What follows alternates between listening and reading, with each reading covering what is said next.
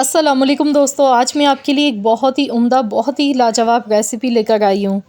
ज़बान का जायका ही बदल जाएगा जब आप बनाकर खाएंगे ये मज़ेदार सी रेसिपी। आज मैं आप लोगों के लिए माश की दाल गोश्त की एक बहुत ही कमाल की रेसिपी लाई हूँ। यकीन मानिए उंगलियाँ चाटते रह जाएंगे, पेट भर जाएगा पर नीयत नहीं भरेगी, इतनी मज़ेदार ये रेसिपी है माश की दाल गोश्त की। तो चलिए हम देख लेते हैं इसे किस तरह से बनाया जाता है। तो आज आपको एक बिल्कुल न्यू डिफरेंट स्टाइल रेसिपी बताऊँगी, रेस्टोरेंट से भी ज़्यादा मज़े की बनेगी ये। तो यहाँ पर इस रेसिपी को बनाने के लिए मैंने यहाँ पर 3/4 कप ऑयल लिया। अब मैंने यहाँ पर 2 मीडियम साइज़ की प्याज ली हैं। मैंने पूरी प्याज अभी इसमें नहीं डाली है, थोड़ी सी प्याज मैंने बचा ली है। प्याज को हमने गोल्डन कलर आने तक अच्छा सा फ्राई करना है। तो यहाँ पर जो पहला स्टेप है इसका वो यही है कि प्याज को हमने क्रिस्पी करना है, इसीलिए मैंने एकदम बारीक कटी हुई प्याज ली है। प्याज को हमने अच्छा सा फ्राई कर लेना है। तो यहाँ मैं आपको दिखा दूँगी किस तरह की प्याज हमें चाहिए। तो देखिए, जैसे ही प्याज का गोल्डन कलर आना शुरू होता है तो इस पॉइंट पर आपने लगातार चम्मच चलाना होता है, वरना प्याज कहीं से ज़्यादा हो जाती है फ्राई, कहीं से कम। इस वजह से फिर वो क्रिस्पी नहीं हो पाती है। तो यहाँ पर देखिए प्याज का कलर बहुत ही खूबसूरत सा आ चुका है, तो प्याज हमने निकाल लेनी है। तो ये खस्ता प्याज हमारी फ्राई हो चुकी है। अब जो बची हुई प्याज थी वो हमने इसी ऑयल में शामिल करनी है। साबुत खड़े गरम मसाले डालेंगे, 2 बड़ी इलायची, 1 बादियान का फूल, 15 से 20 काली मिर्चें हैं, 5 से 6 लौंग है, 1 टीस्पून सफ़ेद ज़ीरा है, 2 से 3 तेज़पात के पत्ते लिए, 1 दालचीनी का टुकड़ा। तो ये सारे साबुत खड़े गरम मसाले हमने शामिल कर दिए। अब हमने प्याज को फ्राई करना है यहाँ पर। तो फ्रेंड्स, यहाँ पर अगर आप मेरे चैनल पर नए हैं, अब तक चैनल को सब्सक्राइब नहीं किया है, मेरी फ़र्स्ट वीडियो वॉच कर रहे हैं, तो मेरी आपसे एक छोटी सी रिक्वेस्ट है कि चैनल को सब्सक्राइब कर लीजिए, ताकि आपको मेरी डेली इसी तरह की मज़े की रेसिपीज़ देखने को फ्री में मिल सके। अब मैंने यहाँ पे साबुत हरी मिर्चें डाली हैं, 5 से 6 अदद। इन्हें भी हमने फ्राई कर लेना है। तो आप जब भी मिर्चें डालें तो इसमें हल्का सा कट का निशान लगा लिया करें, क्योंकि ऑयल में जब भी हम मिर्चें डालते हैं तो फिर वो चटकना शुरू हो जाती हैं। तो इसलिए आप कट का निशान लगाएंगे तो कभी भी मिर्चें फटेंगी नहीं। और यहाँ पर अब मैंने इसमें गोश्त शामिल कर दिया। तकरीबन आधा किलो गोश्त है मेरे पास। मैं बीफ के साथ ही ये रेसिपी बना गई हूँ। आप चाहें तो सेम इस रेसिपी को मटन या चिकन के साथ भी बना सकते हैं। तो यहाँ पर अब हमने अच्छी तरह से गोश्त को फ्राई करना है, जब तक कि गोश्त का कलर चेंज नहीं हो जाता है, इतना फ्राई करना है। अब इसमें हम डालेंगे 2 टेबल स्पून भर के पिसा हुआ लहसुन अदरक का पेस्ट। लहसुन अदरक का पेस्ट हम थोड़ा ज़्यादा इस्तेमाल करेंगे इस रेसिपी में, क्योंकि हम इसमें माश की दाल साथ में डालेंगे। माश की दाल जब भी हम बनाते हैं तो इसमें लहसुन अदरक की क्वांटिटी हम थोड़ी ज़्यादा ही लेते हैं। इससे फ्लेवर भी अच्छा आता है और माश की दाल में बादी होती है, बादीपन होता है, तो उसे भी ये ख़त्म कर देता है। हल्दी पाउडर मैंने डाला है ½ टीस्पून, 1 टीस्पून कुटी हुई लाल मिर्च, 1 टीस्पून पिसी हुई लाल मिर्च। धनिया पाउडर इसमें जाएगा 1 टेबल स्पून, साथ में नमक जाएगा हस्बे ज़रूरत। तो ये मसाले इसके चले गए। अब हमने अच्छी तरह से मसालों को भी कुछ सेकंड्स तक फ्राई कर लेना है। तो यहाँ पर माशाल्लाह बहुत ही ज़बरदस्त खुशबू आ गई है, बहुत ही बेहतरीन सा खुशबूदार ये मसाला बनके तैयार हो रहा है।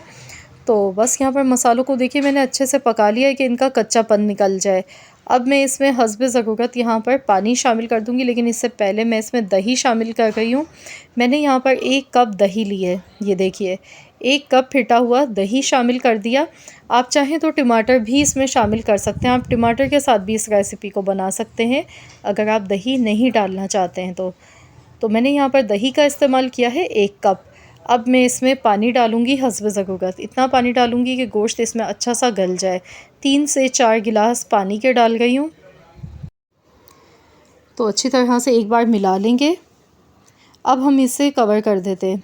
ढककर मैं इसे पकाऊंगी 1 से 1.5 घंटे तक, या फिर डिपेंड करता है गोश्त के गल जाने तक कि कितनी देर में गोश्त गलता है। तो चलिए हम देख लेते हैं। मैंने यहाँ पर बीच बीच में भी 1-2 बार चम्मच चला लिया था। टोटल यहाँ पर 1 घंटा और 10 मिनट हमें लगे हैं। तो यहाँ पर गोश्त हम बहुत ही अच्छा सा गल चुका है। अब हमने मसालों को अच्छी तरह से भूनना है। इसका जितना भी पानी है ना, ये सारा ड्राई करना है, इतना पकाना है कि ऑयल इसका अलग से सेपरेट हो जाए। तो मैं मसाले को अच्छी तरह भून गई हूँ। जितनी अच्छे से हम भुनाई करके पकाएंगे उतनी ही मज़ेदार हमारी ये दाल गोश्त की रेसिपी बनके तैयार होगी। तो यहाँ पर देखिए ऑयल सेपरेट हो चुका है, मसाला अच्छी तरह से पक चुका है। अब मैंने माश की दाल यहाँ पर ली है 1 पाव। 1 पाव माश की दाल है। इसे मैंने 1 घंटे पहले भिगो कर रख दिया था। अगर ज़्यादा टाइम है तो आप ज़्यादा देर पहले भी इसे भिगो कर रख सकते हैं। दाल पहले से भीगी हुई होती है तो इससे ये फ़ायदा होता है कि दाल जल्दी गल जाती है, जल्दी सॉफ़्ट हो जाती है। अगर इसे पहले से भिगोकर नहीं पकाया जाए तो फिर बहुत टाइम लग जाता है इसे गलाने में। तो इसीलिए जब भी दाल आप बनाएँ, माश की दाल स्पेशली, तो फिर आप इसे पहले से लाज़मी भिगोकर रखें 1 से 2 घंटे पहले। तो यहाँ पर देखिए इसे मैंने अच्छी तरह से मिक्स कर लिया। अब मैं इसमें पानी हस्ब ज़रूरत डाल देती हूँ, इतना कि दाल इसमें अच्छी तरह से गल जाए। तकरीबन मैं 2 गिलास के करीब मैंने इसमें पानी शामिल कर दिया है।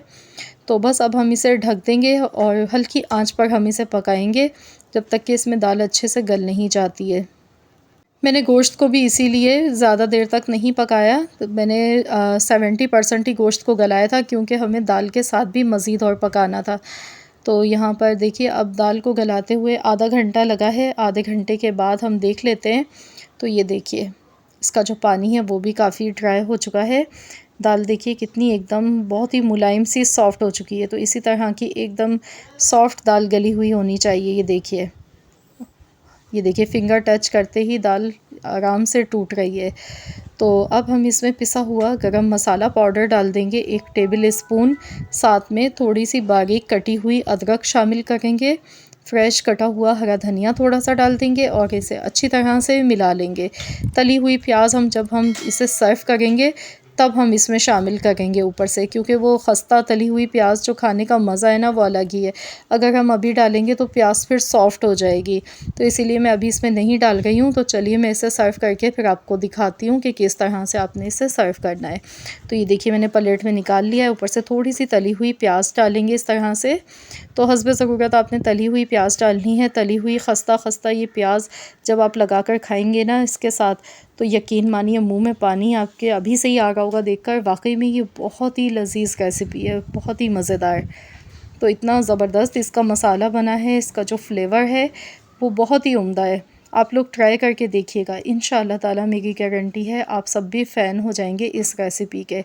हाथों को रोकना मुश्किल हो जाएगा, पेट भर जाएगा लेकिन आपकी नीयत नहीं भरेगी जब आप भी बनाकर खाएंगे मेरे तरीके से ये मज़ेदार सी माश की दाल गोश्त की रेसिपी।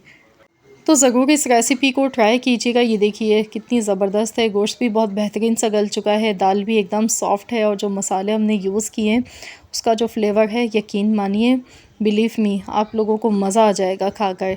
आई होप कि आप सबको आज की मेरी ये रेसिपी ज़रूर पसंद आई होगी। रेसिपी अच्छी लगी है तो प्लीज़ इस वीडियो को लाइक कर दें, शेयर कर दें। चैनल पर अगर आप नए हैं तो चैनल को भी ज़रूर सब्सक्राइब कर लीजिएगा। मिलते हैं इंशाअल्लाह ताला नेक्स्ट एक और नई रेसिपी के साथ। तो जब तक के लिए अल्लाह हाफ़िज़।